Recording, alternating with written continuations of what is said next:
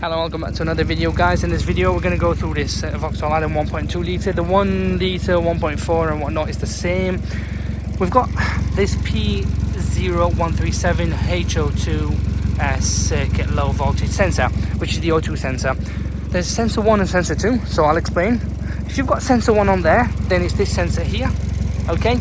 That's sensor 1 that detects it. This car's got the engine management light on, as we can see here.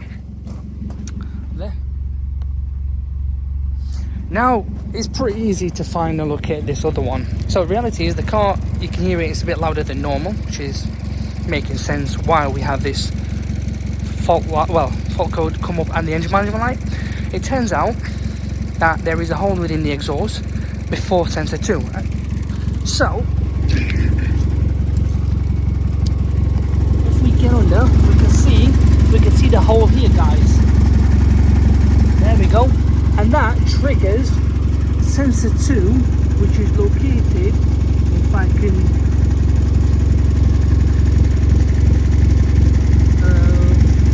try to find sensor 2, it is literally located,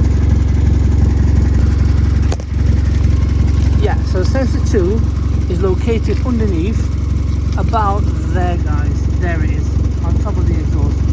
So he is reading the wrong reading, and he goes up to sensor 2, and it's sensor 2 that causes this.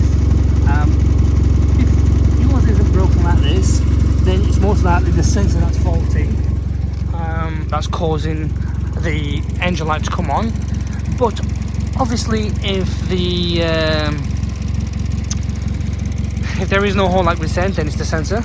If it has a hole like this one, then obviously fix the hole, reset it and move on. That should cure it. But I would always recommend an OEM sensor rather than aftermarket, because aftermarket will cause the fault to come back up, or that it will give wrong readings. So that's why we say, in other words, get OEM genuine parts.